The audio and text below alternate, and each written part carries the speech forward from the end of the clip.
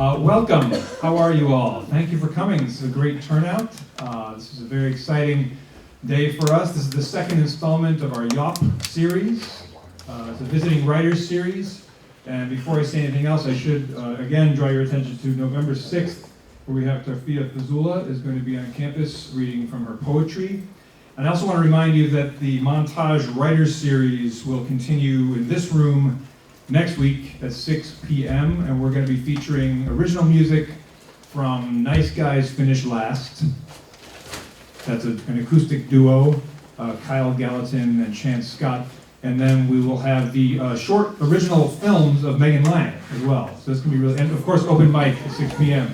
So original films, music, and open mic. So please swing by for that next week at 6. I'm Ken Cormier, the coordinator of creative writing here at Quinnipiac. And it's my pleasure to introduce today Tim Parrish. Tim is the author of the memoir Fear and What Follows, The Violent Education of a Christian Racist. That's out this year. Last year, he published a novel called The Jumper, which won the Texas Review Press's 2013 George Garrett Prize for Fiction. I have been reading with my students his story collection called Red Stick Men, which is set in his hometown of Baton Rouge. His work has appeared all over the place in journals and periodicals. He's won all sorts of awards, too many to list here. But I will say that this year he's been having quite an adventure. His memoir has been chosen as the 2014 first-year read at Southern Connecticut State University. And this is where he is a professor of creative writing. So he's been reading to practically every class that's offered at Southern this year. Is that right? Not reading, right. Talking about the book they haven't read. All right. But they pretend to have, so that's okay. Talking about a book they haven't read. This year also, Tim will be he'll be the keynote speaker for the Eudora Welty Writers Symposium at the Mississippi University for Women. So it's a very big year for Tim Parrish, and we're very glad to have him here. I just wanted to say, having gone through his story collection now for the second time and working with my students on this, there's just this energy and this urgency to his prose writing, to his story writing, that is extremely addictive. And even when the material is difficult or really hard to get through, which often it is, if you read his fiction, it's just the kind of thing that you can't put down. And I've been having some really great, exciting, and excited discussions with my students about this. And I know there are many people in the room who are really looking forward to now actually seeing and hearing Tim Parrish in his own words. So without further ado, let's hear it for Tim.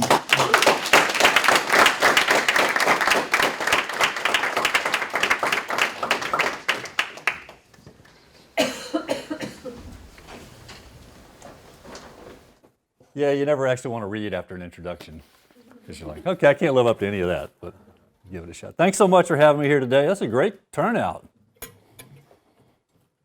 Look at that. That's my only mechanical skill right there.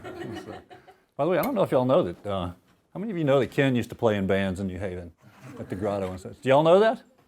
He gave me 2 CDs, so I got some swag for coming out. Have y'all listened to this stuff? That's a yes or no question. You can get it. It's really good, yeah. So, and played at the, I don't know if I just said the infamous Grotto in New Haven. So, is this mic level okay on the lavalier? Okay. I don't think they put enough wire on these things. I mean, I'm 6'5", and I'm like, maybe people typically put it in their sock or something. I don't know. I mean the wire. So thanks so much again. I always forget everybody I'm supposed to thank, so I want to make sure. But first of all, thanks to Ken. The invitation came out of the blue. I'm ecstatic. Tarfia is a good friend of mine, so it's nice to be included in a series with her. Amazing poet, really sweet person. It will be devastating, though. It's not lighthearted. My work is lighthearted compared to hers, so that'll just give you some idea of what's about to happen.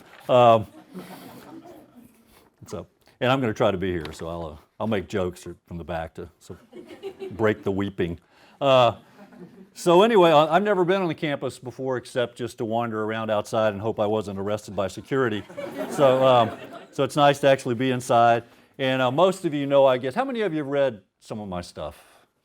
Oh, that's awesome. Okay. Yeah, I mean, really, usually you go someplace and the person who invited you hasn't even read it. So. So anyway, I grew up in, as you know, those of you who read, I grew up in Baton Rouge in a working class neighborhood, and Baton Rouge is both the state capital, the home of LSU, but on the side of town I grew up is most of the people were worked in petrochemical industry, and we could see the flare stacks and smokestacks of Exxon. I could see them from my bedroom at night. So that's just to kind of give you some context of. And I was born in 1958. I know I look more like 51, but so that'll give you also kind of an approximate range. So I'm going to do a little bit of an unusual reading because a lot of you are writers. I'm going to read from 3 separate works, unless after 2, and I'm serious, you want to just stop and talk. And so 2 of them are published. One of them is Red Stick Men, which I haven't read from, I don't remember how long. And one is a novel in progress. And so the first section is from my actual memoir, Fear and What Follows, and is about a fight I was in when I was 13. It took place about 4 months after I'd had a major reconstructive chest surgery, and I was just healing up, and so there was the possibility that if I got kicked or hit really hard in the chest, it would collapse it. And the second is a version of the same scene in a much different voice, but still from a narrator named Tim Parrish. And it's a novel, but it's set as a memoir, and then it breaks all the rules of memoir if there are such things.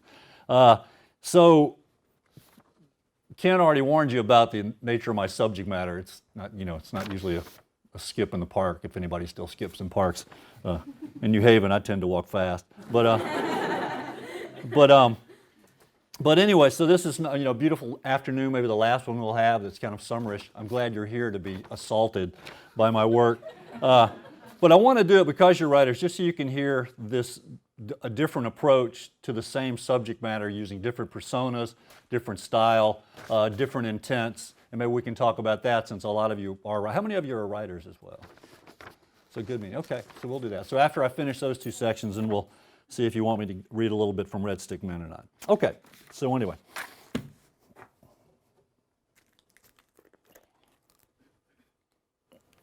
By the way, I've already covered every inch of this gigantic podium with paper, and that's exactly how my office and life look. So, okay. So this is, this kid had just walked up one day. I knew the kid some, and from his hanging out on my street a little bit the summer before.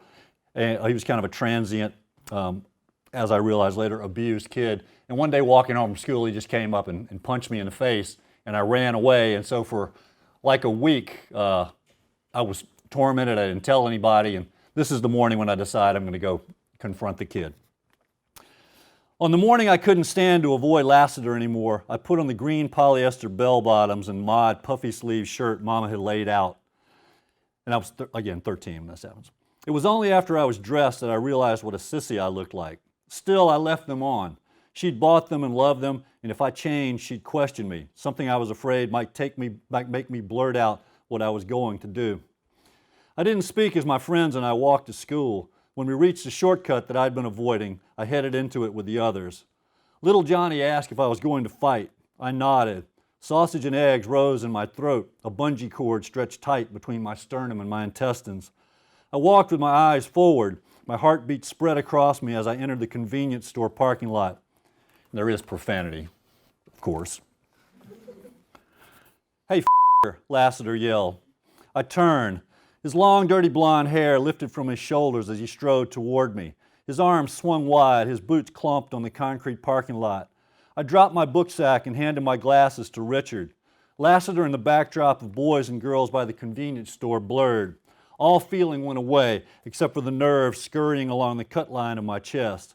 I briefly recalled how it had been as soft as a peach just a few months before. The noise of my schoolmates bunching to watch and the traffic on the 4-lane next to me faded, leaving only the cadence of Lassiter's boots. When I thought he was within reach, I threw a roundhouse right, missed, and spun off balance. His arm locked around my neck, my head facing the same direction he was. His fist met my cheek, then my nose, then my chin with a sound like gravel crunching between my teeth. My braces cut the inside of my lips and sent coppery blood into my mouth. Fear rifled through me, but at least the source was tangible, the pain immediate. I jerked my head against his looped arm and pushed his back with one hand while trying to block his punches with my other. He was cursing me, and beyond that, in the jarring of the punches, rang the yelling of my friends and the other spectators, my awareness of audience keen despite what was happening. Each jerk of my head threw him slightly off balance, and I was managing to deflect some of the punches, yet it seemed sickeningly clear that I wasn't going to escape. I stretched my arm up and clawed at his eyes. Skin peeled from his cheek beneath my fingernails.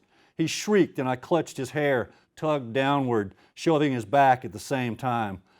"Sucker," he yelled, and I tugged and jerked again, broke free and staggered backward. He spun to face me, and this time my roundhouse caught him in the jaw.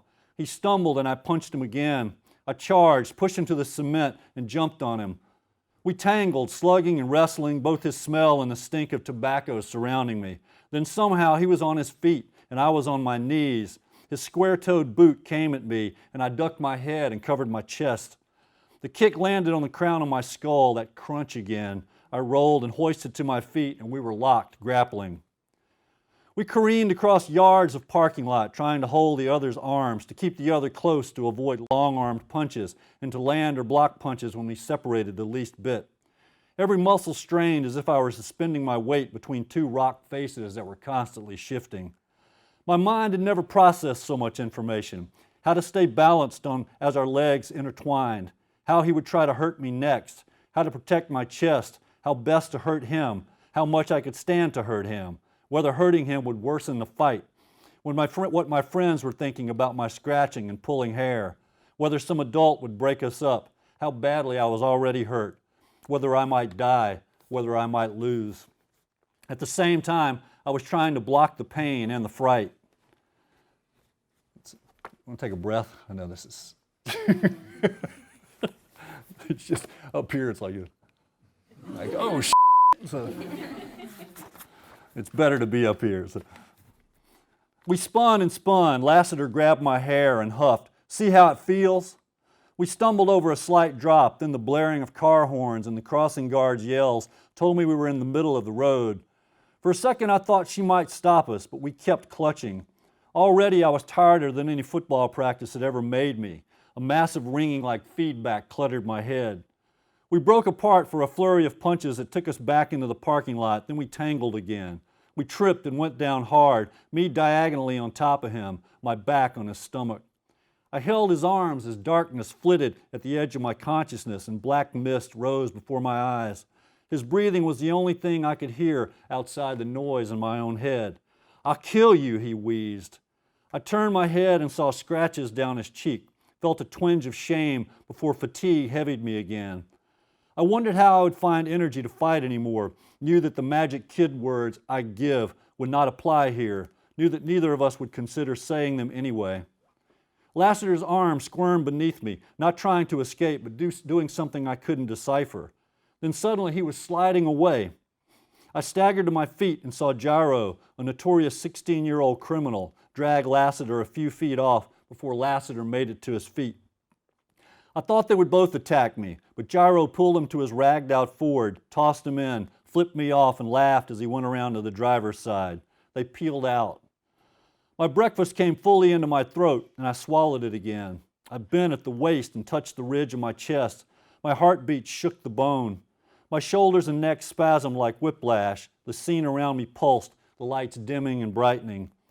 "He pulled a knife," Richard said, through the fog. I straightened and he handed me my glasses. I slipped them on and brought into focus the kids already moving toward school again, some giggling, some jeering, some staring and pointing, a lot of them oblivious. I touched the top of my head, found a ping pong ball knot, and checked my fingertips for blood. I spat pink. "What?" I said. He got a knife out his pocket and was trying to open it, and Gyro grabbed him. "You pulled his hair, you sissy," Freddie said. "Shut up," Cheney said. I tried to process the knife and Gyro, who was rumored to have killed 2 black kids with a rifle and was known around our neighborhood for his run-ins with the police. My exhaustion and shaking chest kept me from grasping any of it. "You ought to go home," Richard said, looking at my clothes.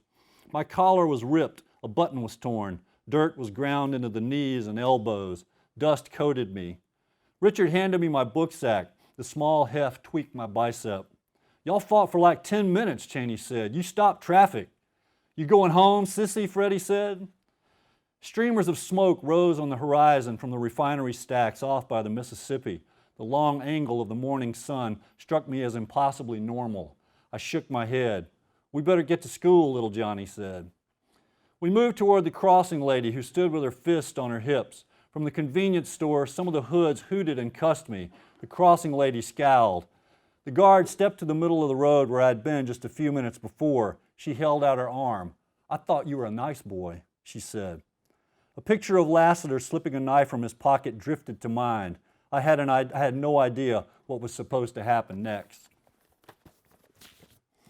And that was a lot different from any fight scene I'd ever written. And I was dating a woman at the time, and she read the first draft of that, and it was very minimalist, like a lot of the stuff in Red Stick Man. It just kind of glossed over the fight, and she said, "You know, Tim, I don't really have any idea what a..." Of course, she's from Connecticut. You have to give her that. "I don't really have any idea what it's like to be in a fight." And I was like, "Really?" I said, "Doesn't everybody know what it's like to be in a fight?" And she's like, "No." So a good friend of mine, Bill Black, and another writer, Clifton Spargo, had both written fight scenes that I'd read where they got really inside the psychology and the moment by moment of the fight, which felt really unnatural to me. But I think it kind of opened up something to people who had never been in a fight, and just because most of it, I mean, so much is going on psychologically. So anyway, I went from that to this novel I'm writing now, in large part because of bitterness toward the New York publishing industry, which Kathy's already heard me talk about. But I got a lot of suggestions about this novel that it should start 90 pages in with this fight. And editors and agents were both telling me that, and I'm like, that's not the book I want to write. So in this new book, I'm going to read the beginning of it, and I am starting with the fight. And you can tell this Tim Parrish, it's kind of another self, but the voice is very different because I tried to keep this voice in the memoir not flat, but not sensationalized either. And you'll see the kind of difference in this. And I also have some props. We'll hope I don't mishandle them. This is one reason. I haven't read this very often, but I love using my props. Let me straighten them out here. I hope I have them in the right order. You're definitely getting your money's worth for a free reading. I'm getting paid, but you're paying tuition or whatever, so it's not free. Take all that back. Okay, so another lighthearted section here. The bad part is I read some of this stuff. This probably happens to y'all too when you do read. I think some of the stuff's funny. And you look at it and people are just mortified. I mean, they're just it's like, "Oh, that's so funny." There's a character in my new novel, and he's a real scumbag. And but I love him. I think he's the funniest guy ever. And people come to me and go, "That JT, that's the most disturbing character I ever read." I'm like, "Yeah, but isn't he funny?" Like, what's wrong with you? Okay, so the name of this book is Memoir, M-I-M-W-A-R, all caps, exclamation point. And so we'll all say it together now in the way I pronounce it. Memoir. All right, so all together. Memoir. You got to give it the oomph at the end. Memoir. There you go. That was good. All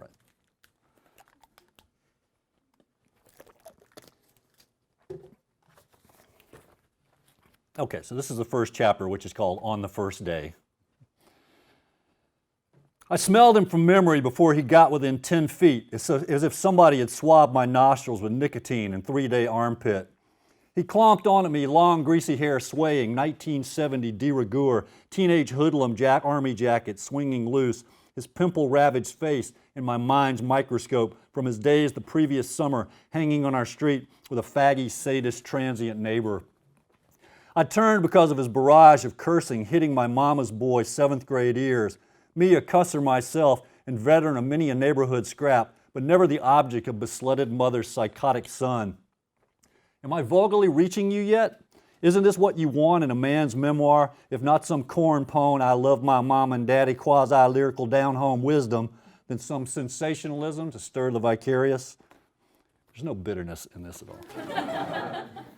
all. I'm beyond it. It's all. His cigarette hurtled all spark and whirl at my eye, and I dodged it instead of his fist, which crashed into my jaw with a sound like crushed tin. Then I was in the stink, headlocked, one ear snuggled into his side.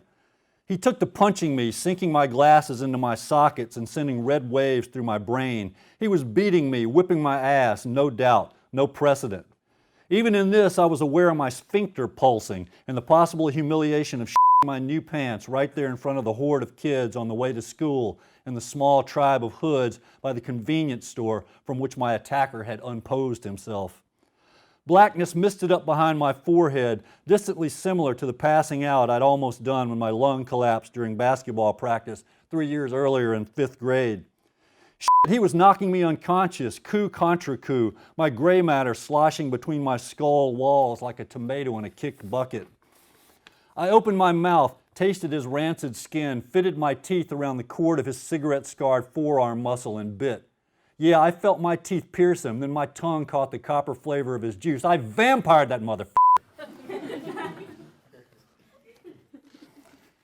I've read that before, nobody laughed. That's when it's scary.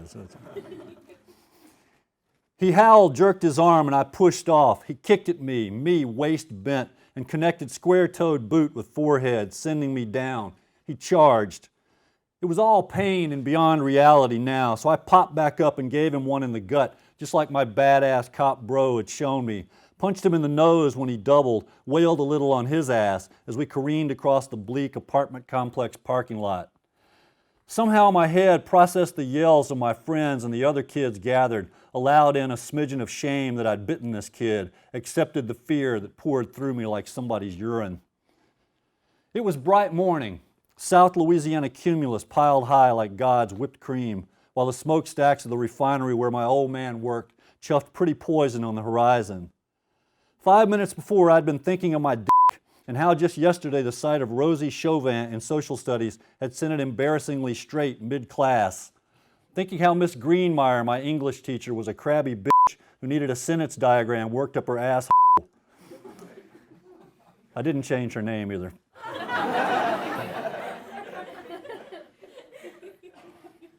More on that during the Q&A if you want to ask me something. Thinking how sharp and cool I looked in my mod paisley puffy sleeve shirt my mother had bought me. How and why had the world suddenly heaved Lassiter upon me? The better question is, how could he not heave upon me, hate me in my mama's new clothes, wrapped in a flag of love? But more so, why should you care now? Because it's my memoir, that's why. My testimony, my barbaric YAWP. I didn't add that either, just for this. I'm not above pandering, but I didn't pander in this case. My slice of misery and self-absorption, my thrust at the world of hard-leg writing as a writer of one published book of sensitive working-class fiction, me bums rushing 60, freshly and terrifyingly dumped in this time of never-ending war, New Orleans going underwater, and global baking. Whoop jamboree! That's a Twain quote. I think we all always say that together too. It's whoop jamboree. All right, you gotta get so all on three. 1, 2, 3. Whoop jamboree! Now by yourselves. 1, 2, 3. Whoop jamboree. That's pretty good for Yankees. We intertwined, landed close-in punches, pulled hair, kneed, stomped, spat, scratched. I clawed his ravaged face because I couldn't get my fingers in to gouge his eyes. My energy waned, dwindled, drooped. My skinny lungs heaved as if trying to unleash glass shards. Together we fell, tangled, my arms too tired to lift, much less throw. My hands clutched his forearms, our faces close together, his ugly green eyes glaring, one of his arms squirming. I had known little uncertainty in my life, had wondered once when my brother was in Vietnam whether he'd been killed in a rocket attack and my daddy in a plant explosion. But it was all quicksand now. How was this going to end? There were no adults, no one to break us up. Neither of us would give, him because I knew he wouldn't, me because I knew I couldn't. His arm kept on squirming out of my sight. A click. I heard a click. Then Lassiter was sliding from under me sideways. I rolled away, saw older Uber bully Daigle dragging Lassiter off, saw the switchblade Lassiter had opened but not got a chance to puncture me with. Daigle, God bless that piece of tainted tatters for just a second. He tossed Lassiter toward his junked-out Ford, shoved him against it, yelled at him to get in, slapped him, then peeled out when they were both inside. I dropped to my knees and vomited. "You bit him, you pussy," one of my friends said. Then this little piggy ran all the way home, blurred, trashed glasses, a tangle of wire and coins of lenses in my gripped palms. My jaw clicked, cheeks ached, nose pulsed. Worse, I spat and spat, trying to purge Lassiter's taste from my mouth. At home, found skin under my fingernails, but I couldn't for a while remember where exactly I'd scratched him. The mirror filled with a face swollen from blows and cowardice. I cried and screamed, almost lit back out to fight it blind to the death. Then the knife came real for the first time. I dragged out into the hall and flopped, the new dimension of threat staggering me worse than any punch, like a mallet on my brain pan. I hadn't yet fully reckoned my shame at seeing my father and brother, pain steamrolling complexity and the future at least for a brief while. So I closed my soaking eyes and lay on the floor, not thinking my mother wasn't working today or where she was or when she'd be back, only settling onto that hard wood in that tiny hall and sinking. Was this my first kiss with death? The true possibility of it brushing its benumbing lips across me? I went deep down and dark. My mother's warm palm to my cheek bolted me up and scurrying back to wall, crab-like, my own little first jar of PTSD, truly my brother's brother now. She covered her mouth, and that was when the second phase started. Shame fragging through me. "Oh my Lord, what happened?" she said, and reached for me again. But she may as well have been reaching with hot tongs.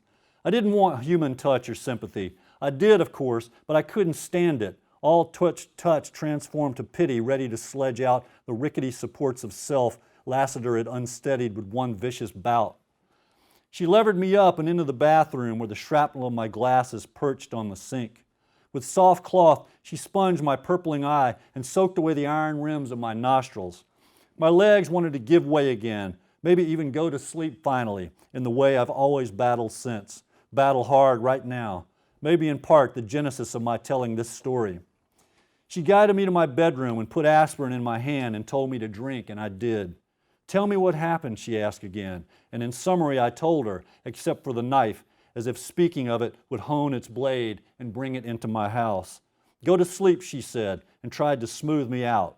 And that's when it became permanent, the crimping of safety, the theft of sleep, the change in every last goddamn thing from then on. Mama's boy, pussy, weakling, a boy whose safe-seeming working-class world had been cracked like a mishandled watermelon. I was desperate to escape the cage of self, scratch my way out. I suppose that's when fiction took root in me. And let's be honest, let's be literary and let imagination not be Oprah Winfrey and James Fried. Dramatic memoir is autobiographical fiction, so stop picking nits, whatever a nit is. "I'll see to these quick," she said of my glasses, and I wrapped her wrist. "Don't tell Daddy or Owen. Don't tell him." "Sugar, don't." Okay, let's clarify. Memoir. An account of the personal experiences of an author, autobiography, especially partial or specific, dealing with people or events. Mimesis. The imitation or representation of aspects of the sensate world, especially human actions in literature and art. War. Hostility or contention between people, groups, the self. Memoir. This in your hands. Who is this first person and what of these third persons? All right.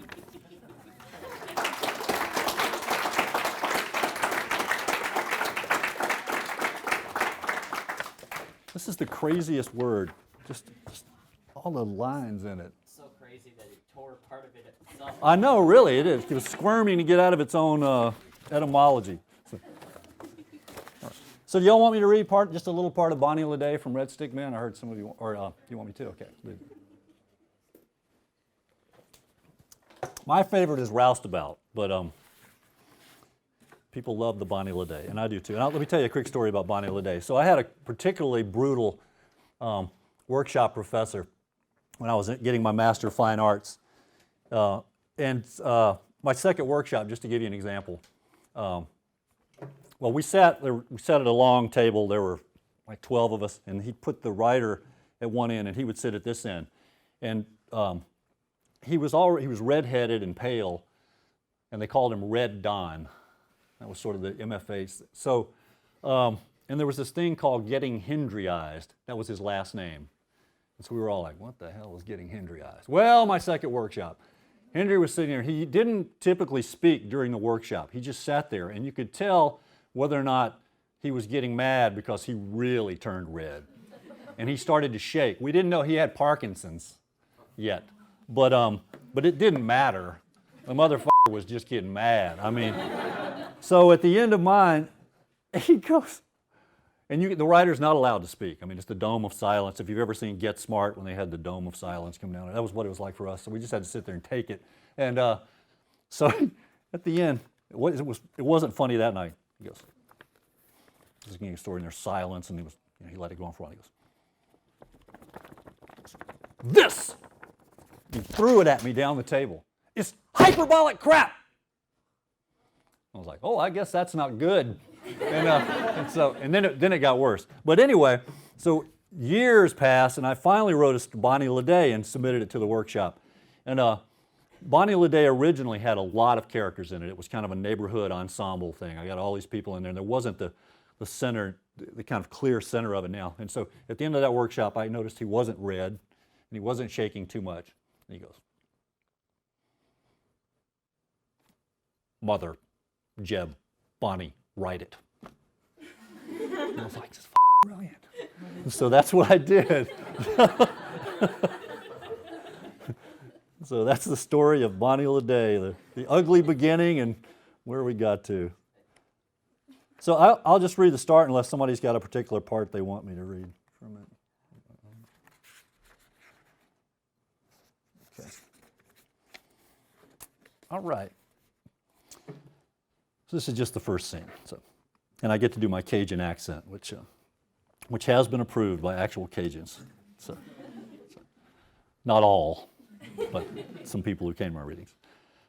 I had dragged the cardboard refrigerator box of toys from the garage onto the driveway and was dividing the contents into 3 piles: Keeper's Junk and Salvation Army. Deep in the box, I was finding things that went back to when my older brother had lived at home, back to when I was much younger than 13, what I was at this time. I pulled out a cracked New Orleans Saints helmet, a ragged Davy Crockett coonskin cap, and 2 large tin cans with straps that we had used as Steve Canyon rocket packs. My father had told me he was tired of clutter around the work counter. He was irritable when working the 3 to midnight shift, but I liked the shift because it left my mother and me alone to go out for milkshakes or play Chinese checkers or just talk. Lately, though, we hadn't done many of those things because she was still recovering from her first bout of lupus, which had put her in the hospital and kept her bedridden for a month. By the way, I can write in third person. I have written in third person, just to clear that up. So. I laid the tin cans on the junk pile, then saw 3 kids, a boy and girl about my age, and a younger boy coming across the yard next door. News traveled fast in our neighborhood, but I didn't know where these kids had come from.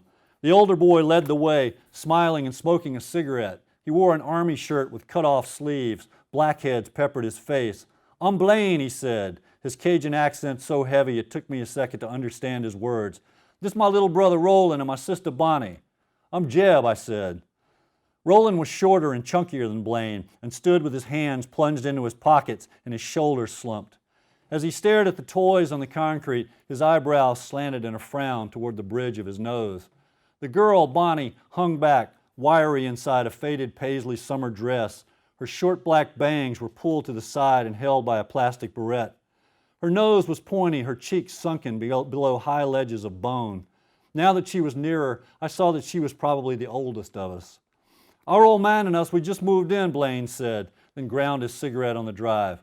"My daddy won't like it if you smoke," I said. "That's cool," he said, and pointed at my basketball lying on the grass. "You mind if I shoot?" he asked. "Roland, he ain't good as me." "Kiss my ass, Blaine," Roland said. I love that kid. Roland said, scowling out of proportion to the remark. He bent back the fingers of one hand against the palm of his other. "Where you got all that stuff?" he asked me. "I had most of it a long time. I'm throwing all that out." "I can have this?" he asked, picking up the football helmet. "Leave that alone," Blaine said. "Them ain't no baby toys." Roland took a swing at Blaine's arm and missed. Roland squeezed the helmet down over his head, and he and Blaine started shooting. They're shooting basketball. Guess I should have put that word in there. Their movements awkward and foot-heavy. Bonnie stood about 15 feet away, hugging her waist as she inspected my house and yard, her head slightly tilted toward the ground as though she was afraid of getting caught. "Where y'all from?" I asked her. She looked sideways at me, her eyebrows arched. "Dulac." "Where's that?" I said. She rubbed her forearm and bit her lip. I asked, "Is it close to New Orleans?" "It's down by Homa, close to the Gulf." "I've never been to Homa." Blaine yelled, laughing, and bounced the ball hard off Roland's head. Roland ran after him, but Blaine grabbed Roland's face mask and kept him at arm's length. Roland said. I thought they were about to fight, but Bonnie sat and crossed her legs in the thick early fall grass. Her skirt slid midway up her thighs, pale and muscled. She plucked blades of grass and tossed them to her side in small, violent movements until there was a fist-sized divot in front of her. "When did y'all move in?" I asked, and sat across from her. "Yesterday," she said. "Y'all have a big moving van?" "Why you need to know?" I shrugged. "I'm just asking." I heard the front door open behind me, my mother coming out to sweep the porch. Bonnie stood, smoothed her skirt over her thighs, and touched her fingers to her barrette. "Blaine, Roland, time to go," she said. "You go on," Blaine said. "Daddy ain't gonna like it we not there when he gets back." "Fuck Daddy!" The sweeping stopped. I stood too. "Blaine," Bonnie said, "don't get me in trouble." Blaine spat into the grass. "Come by and get us for school in the morning," he said to me. "We live around the corner." Bonnie was already walking away, her hands clenched at her sides. With each step she took, the curve of her hips showed through her dress. At the corner, Blaine saluted, then punched Roland in the shoulder, but Bonnie didn't look back. "Who are they?" my mother asked, close to me, her arms crossed. Her hair rose in a bouffant, a style she'd started after her illness. She thought it made her face less gaunt, but I thought it brought out the faint circles under her eyes. "They just moved in one of them houses, one of them rent houses," I said. "They're coonasses." "Don't say that word," she said. "Mr. Badeau says it." He was our Cajun neighbor. "It hurts people's feelings. You don't say it." She knelt next to the pile of junk and lifted the edge of a toy car garage whose rusty decks were concave from where I had sat on it when I was 2. That part is autobiographical, and my brother has still not forgiven me. He's 60, how old am I? He's 63 years old. "You remember that garage we had? You had a crank, it had a lift, you cranked it, and the rope made the cars." I'm like, I was 2. "No, I do not remember that." "You sat on it." Then and this is the better part. It's better than my fiction. The hell with the fiction. So she goes, so my mother told the story. She said, because he was really mad, and she said, "So Robert, we could go throw him in the river." And he's like, "Okay, let's go do that." And so they got me in the car. And I don't know what the outcome could have been, but then he starts, "Well, I guess we could keep him around for a little while." I'm like, but when I was 5, he was sitting on the front porch and I stabbed him in the back with a pencil. For no pressing reason, but he still got the mark. And yet he breaks up the garage more often. Exactly, that's right. And I got a football uniform and he didn't, but I had talent. So he's pettier than I am. It's really disturbing. Okay. Now back to the lighthearted literature here. My mother ran her fingers over the surface, blue veins standing on the back of her hands. "I remember the look you had on your face," she said, smiling. "You thought crushing this was the cutest thing. I wish your daddy didn't want to throw these out." "I'm just throwing out the broken ones. I'm keeping all the good stuff." She stood and scratched the place on her hand where small blood clots still lay beneath her skin. The doctors had thought the rash was an allergic reaction to insect repellent my mother and I had used at a drive-in movie late that summer, and it would be years before we realized it was the first sign of her lupus. She moved her hand against the grain of my hair, then down to my neck. She squeezed, the ends of her long nails slightly digging in. It was an odd way for her to touch me. and I recoiled a little. She took her hand away. "I want you to keep that," she said, and pointed at the crumpled garage. "I know it's trash, but it makes me think of when you were younger." All right, thank you.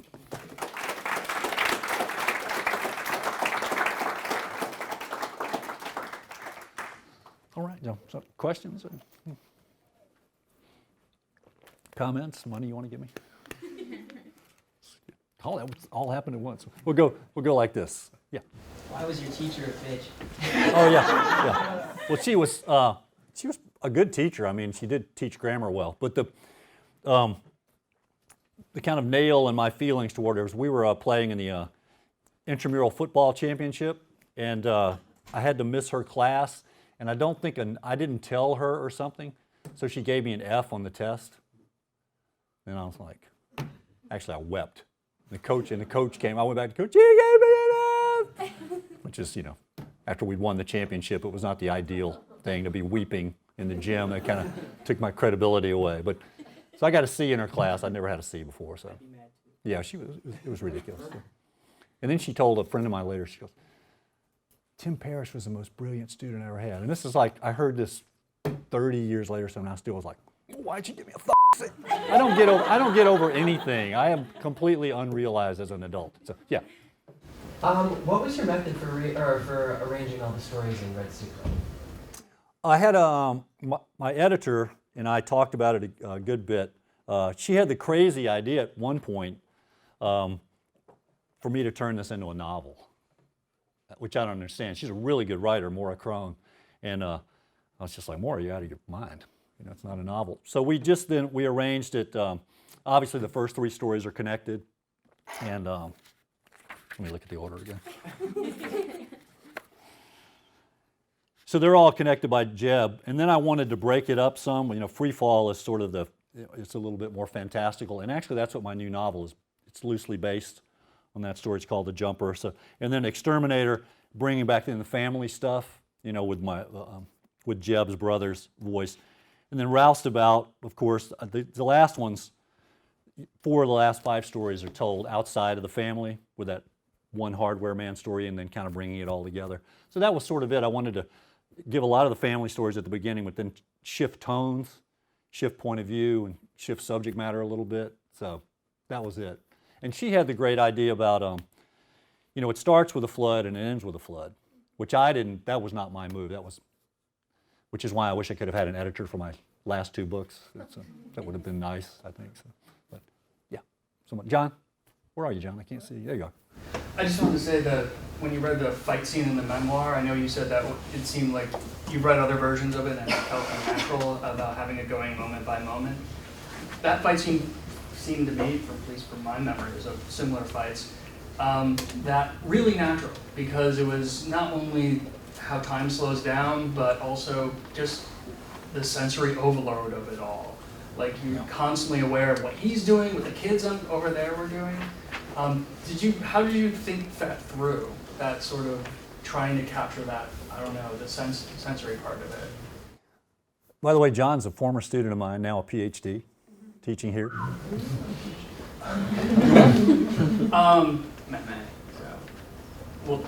It's an honorary doctorate. You'll always be a doctor to me.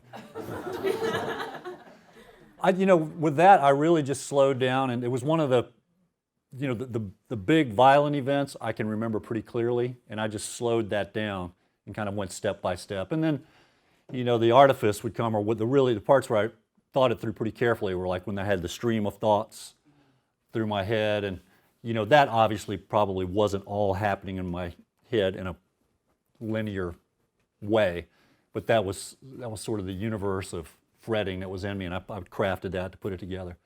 But a lot of that really was pretty natural. The material was there, and I just ordered it, trying to keep things building and interspersing the action with a little bit of what was going on outside. And then with memoir,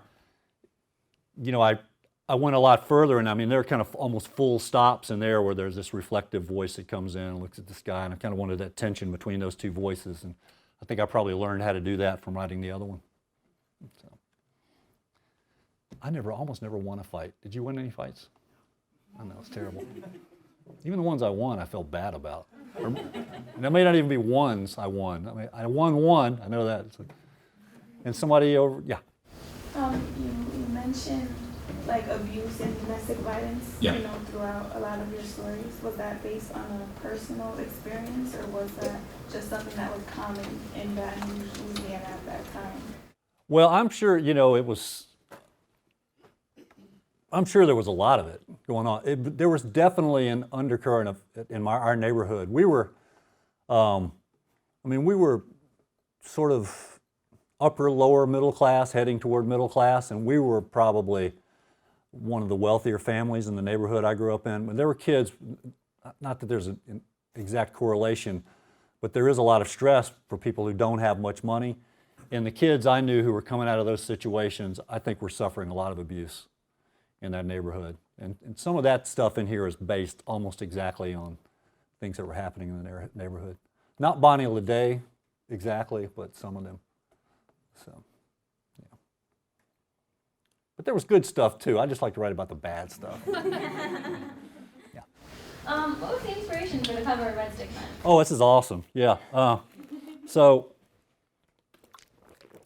my editor, who lives in New Orleans, said I ought to look at the work by this guy named Doug Bourgeois. And I forget exactly how I got it, but I picked this particular one because I liked, these are kind of obscure references probably, but Raymond Pettibone, who used to do covers for Black Flag albums, had a kind of tone that was like this. It's not exactly realistic, but it's kind of quasi-realistic.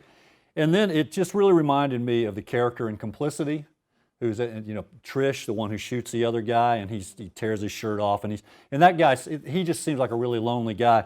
And so this is the fun story behind it. So there are two things. So I chose this, but then when the press sent me the test cover, it was another one that was like 1,000 times more homoerotic than this one. And I like the homoeroticism, but it's not the main theme in the book. But I was like, what the hell? And I was on the road. And my girlfriend called me, she goes, oh, I got the test cover for your book. And I'm like, why does your voice sound like that? So I called the press, and they were like, we don't know, this is what we got. So I called the gallery and that had Doug's work, and I said, it had a bottle of joy on it. I remember that, because I didn't remember the title, and I couldn't get in touch with my editor, and it was about to go to press. And so they tracked it down. But the great story behind it, I get an email after the book comes out, and from somebody I knew from Baton Rouge who then lived in New York, but it was clear through implication that the guy who did the cover of this was related to the bass player in my first band. And it turns out they were brothers, and neither of them thought that was anything I would want to know. Which says everything about bass players and artists, I think. So, but then Doug, the whole Bourgeois family, and a friend of mine thought it was a made-up punk rock name, Doug Bourgeois. But I'm like, no, that's like Smith in Louisiana. But there's a joke on the cover, and that Doug told me, and he says, if you have Cheez-Its, you will find peas, because there are peas, and joy. So it's if you find Jesus, I was like, Doug, that's right up my alley. I mean, that's about as sophisticated as I am. So, and I really like it. This painting is amazing. But I also like that he has a spoon, because at first glance you'd think he has a knife. But it's a spoon. It's a beautiful thing. If you want, look too later, because you don't get the whole thing on the paperback, so come up and check out the hardcover, because it got kind of cut off. Yeah, Ken? Could you talk about your habits as a writer just for a little while? Like, how are you, do you like to try and write every day? Do you have like months of the year where you write a lot and then other times where you don't? Or how does that work for you? Yeah, I have so much work at Southern, I can't write every day. You know how it is. I mean, I probably read between 3,000 and 5,000 pages. And I'm a slow reader, and I closely read those things. And just like you, I run the program. I try to scrounge up money. We don't have a secretary. So I don't get a whole lot of writing done during the year. And I want it, as I'm entering my 70s now, I want to try to shift that a little bit, because working on novels, y'all know, if you lose the thread, it's really hard to go back. So I'm trying to shift that. But in the summer, I'm really disciplined. If I don't write every day, I think about writing every day, and I fret and have neurotic episodes, which is, the major part of my process. So that's it. But, I'm constantly thinking about it and staying in there. Does anybody write every day? I'm only sorry. I'm on a streak right now.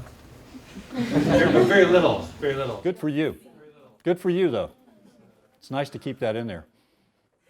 I definitely don't, I don't wait. I'm not saying wait for inspiration if anybody's hearing it that way. No, that's just, that boat sail. I had a student one time who said, because the question I'm sure y'all get a lot too when you're speaking, it's like, how do you know if you're a writer?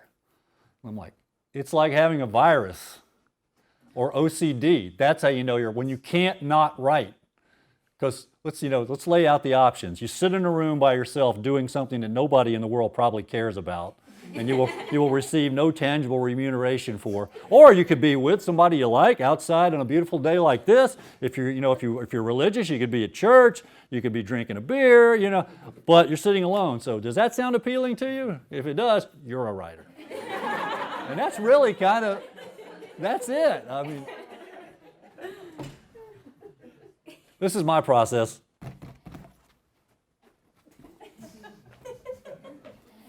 Check email. Nobody likes me. Walk around. Yeah. It's astonishing I've got anything written or published. I don't know. What'd you say? I completely grasp that in how easy it is to get distracted from when you're writing, or sometimes just, I know what I want to write, but I don't know how to write it. So maybe I should go check my email, go on the internet. Oh my God, it's 6 a.m. Luckily, I haven't had the 6 a.m. part happen. So. I cash it in before that. So.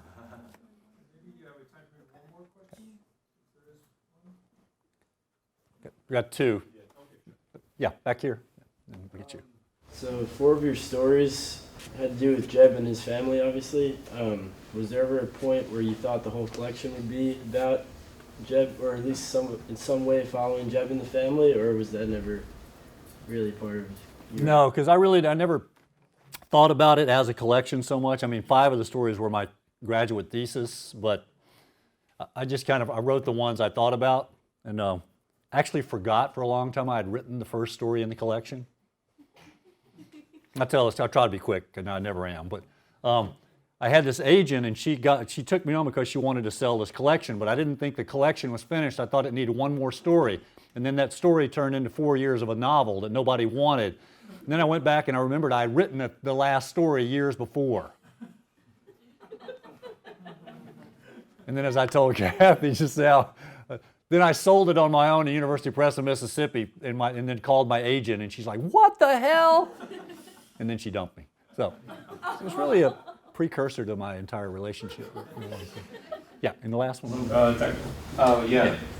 One of the things I love the most about the memoir and then the memoir at the beginning was the use of vocabulary and these really colorful adjectives that kind of put you closer in the moment. How do you come up with kind of the words that you use to kind of color the scenes and make them kind of deep and very visual, I guess? Well, thank you. No, seriously. I mean, a lot of first drafts, I think like a lot of people, I let it flow, see what I get. And then after that, it's a lot of thinking and fretting and searching, to get the right one. And the balance between overloading, because I definitely came out of a kind of minimalist style of writing. You can see that's gone out the window in a lot of ways through memoir. But yeah, it's just trying to craft it, get the right thing without going too far. But thanks so much. That's a really great compliment.